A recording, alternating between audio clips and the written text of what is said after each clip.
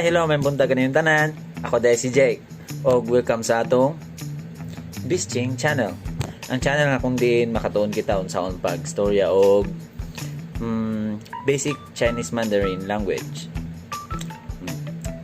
Okay, sugdan nato sa word nga hello. Hello. Unsa ang pagstorya sa hello in Chinese? Ni hao. Ni hao. Ni meaning ikaw. Ni ikaw. Hao maayo. Hao maayo. Sa hello naay duha ka form. Oh no. Ni hao o nin hao. Nin hao.